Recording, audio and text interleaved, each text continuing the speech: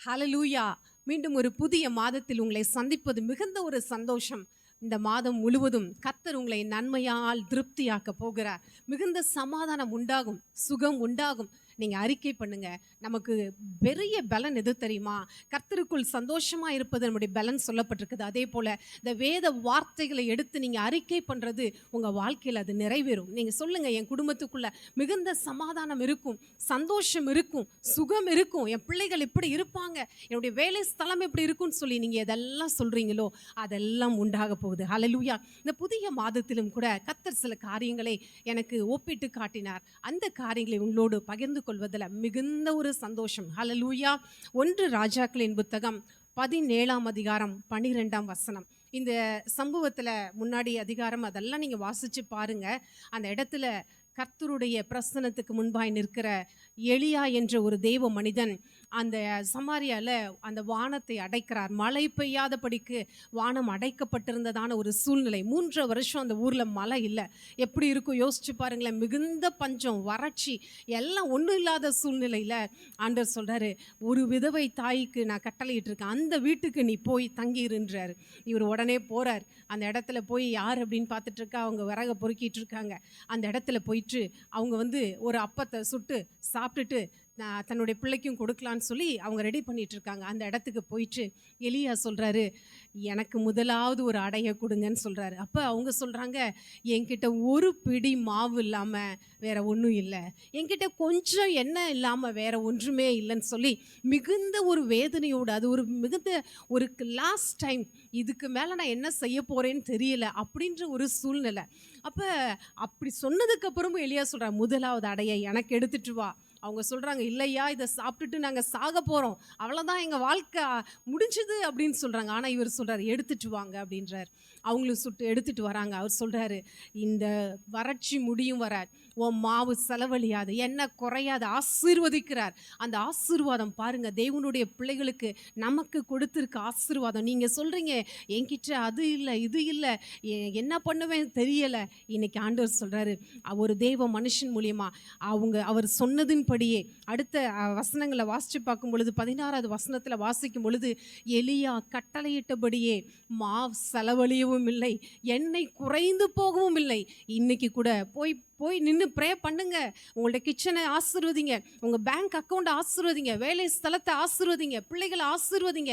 நீங்கள் சொல்கிற வார்த்தை அது உருவேற்படுத்துகிறதா இருக்கிறது. ஹalleluya, ஹalleluya. ஒன்று இல்லைன்ற வார்த்தையை நம்ம டிக்ஷனரியிலே இருக்கக்கூடாது. ஹalleluya. அப்படி இந்த நாட்களில் கர்த்தர் நம்மோடு கூட பேசி கொண்டிருக்கா. இன்னொரு சம்பவத்தை 2 ராஜாக்களில் வாசிக்கும் பொழுது 4ஆம் அதிகாரம் 2ஆம் வசனத்தில், இங்கே ஒரு தீர்க்கதரிசியின் மனைவி ரொம்ப ஒரு கடன் பிரச்சனை, ஊரை விட்டே வெளியே போயிட்டாங்க. இந்த உபத்திரவத்தினால, பயங்கரமான வறட்சினால கொஞ்ச நாள் கழிச்சு வராங்க. அந்த இடத்துல பார்த்தீங்கன்னா அங்கே ஒரு தீர்க்கதரிசி போகிறாரு. அவங்க பயங்கரமான பஞ்சம். அவங்க சொல்கிறாங்க, என்ன தெரியுமா சொல்கிறாங்க, இல்லை உன்னிடம் என்ன இருக்குதுன்னு சொல்லி கேட்குறா. உன்கிட்ட என்னப்பா இருக்குது? அவங்க சொல்கிறாங்க, என்னிடம் ஒரு குடம் எண்ணெய் அல்லாமல் வேறு ஒன்றும் இல்லை அப்படின்றாங்க. பாருங்க, இன்னைக்கு ஒன்றுமில்லை என் வாழ்க்கையில், எல்லாம் இவ்வளோ நாள் பிரயாசப்பட்ட என் கையில் ஒன்றுமே இல்லை, இவ்வளோ நாள் பிரயாசப்பட்ட ஒரு உறவில் சமாதானம் இல்லை, எதெல்லாம் இல்லைன்னு நீங்கள் நினைக்கிறீங்களோ எல்லாவற்றையும் உருவாக்கு தேவன் உங்களுக்குள்ள இருக்கிறார். அந்த வார்த்தை உங்களுக்குள்ள இருக்குது. நீங்க தான் பேசும் பொழுது அது உருவாகும். அங்க பாருங்க, ஒரு குடம் எண்ணெய் இல்லாம என்கிட்ட வேற ஒண்ணுமே இல்லை. எடுத்து இதெல்லாம் வாசிங்க, எங்கெல்லாம் ஒன்றும் இல்லைன்றதெல்லாம் இருக்குன்றதை பத்தி வாசிச்சு பாருங்க. அப்போ அவர் சொல்றாரு, பக்கத்தில் அக்கம் பக்கத்தில் இருக்க எல்லா பாத்திரத்தையும் வாங்கிட்டு வாமா, எல்லா கதவையும் தட்டி வீடு ஃபுல்லாக பாத்திரம். அவர் சொல்றாரு, இந்த குடத்துல இருக்க எண்ணெயை எடுத்து ஊத்துங்க அப்படின்றார். அந்த ஒரு குடம் எண்ணெயை எடுத்து ஊத்த ஊத்த ஊத்த ஊத்த எல்லா பாத்திரங்களும் நிரப்பப்படுது. ஹalleluya. என்ன சொன்னாங்க? ஒன்றும் இல்லை, ஒரே குடம் எண்ணெய். உங்களுக்குள்ள அந்த ஒரு குடம் எண்ணெய் ஏதோ ஒன்று உங்கள்கிட்ட கொடுத்துருக்கார்ல, அதை எடுத்து நீங்கள் உபயோகப்படுத்த ஆரம்பிக்கும் பொழுது அது நிறைவானதாய் நீங்கள் எப்ப அடுத்த பாத்திரம் இல்லைன்னு சொல்ல போறீங்களோ அப்போ வர அந்த எண்ணெய் நின்று போகலையாங்க. ஹல்லேலூயா. இன்னைக்கு உங்களுக்குள்ள கொஞ்சோண்டு அபிஷேகம் இருக்கலாம். ஏதோ ஒரு காரியம் இந்த பூமிக்கு வந்து அனுப்பிச்ச ஒவ்வொரு மனுஷருக்குள்ளேயும் கர்த்தர் வெறுமையா யாரையும் அனுப்பலைங்க. ஏதோ ஒரு தாளந்தை வச்சு தான் அனுப்பிச்சிருக்காரு. அது மற்றவங்களுக்கு வேல்யூ இல்லாமல் தெரியலாம், அதை நீங்கள் கண்டுபிடிங்க. உங்களை என்கரேஜ் பண்ணுற நபர்களோடு சேர்ந்து கொள்ளுங்க. கர்த்தருடைய சமூகத்தில் உட்காருங்க. எந்த மனுஷனுடைய வார்த்தையும் நம்மளை உயிர்ப்பிக்காதுங்க. ஆனால் கர்த்தருக்காய் காத்திருந்து அவர் பேசுகிற சப்தத்தை நீங்கள் கேட்டுட்டீங்கன்னா வாழ்க்கையில் எத்தனை மனுஷர் குறுக்கிட்டாலும் அதுக்கு விரோதமாக யாரும் நிற்க முடியாது.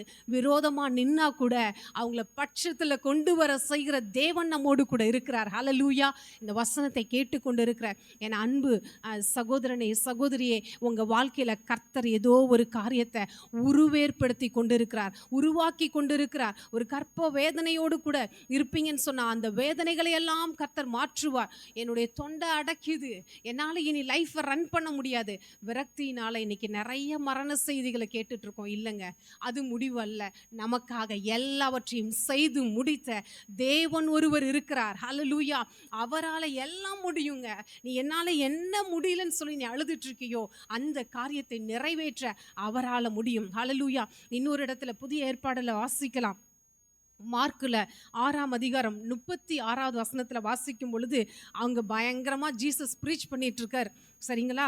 அப்போ மக்கள் சாப்பிட்றதுக்கு அவங்க டயர்டாக இருப்பாங்களே, இவ்வளோ நாள் கேட்டுட்டு ஆண்டோடைய வசனத்தை கேட்டு அவங்களை எப்படி வெறுமனையாக அனுப்புறது, அவங்களுக்கு புசிப்பதற்கு ஏதாவது இருக்கா அப்படின்னு சொல்லி கேட்கும் பொழுது அப்போ ஒருத்தர் சொல்கிறாரு, இங்கே ஒன்றுமே இல்லையே, நம்ம இவ்வளோ ஜனங்களுக்கு போய் வாங்கிட்டு வரணும்னா கூட நம்ம கையில் இருக்க பணம் பத்தாதே, இவ்வளோ பேருக்கு எந்த ஹோட்டலில் போய் ஆர்டர் பண்ணி திடீர்னு ஒரு 5000 பேர் 10,000 பேருக்கு சாப்பிட்றதுக்கு போய் வாங்க முடியுமா? முடியல. அப்போ சொல்கிறாரு, ஆனால் ஒரே ஒரு பையன்கிட்ட 5 அப்போ 2 மீன் இருக்குதான் அப்படின்னு சொல்கிறாங்க. அப்போ பாருங்களேன், அதை என்கிட்ட கொண்டு வாப்பா அப்படின்றாரு. ஹல்லேலூயா.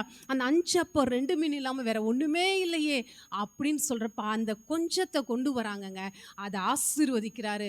பந்தி அமர செய்யுங்க, 50 பேரா பந்தி அமர செய்யுங்கன்னு சொல்லி பந்தி அமர்த்துறாங்க.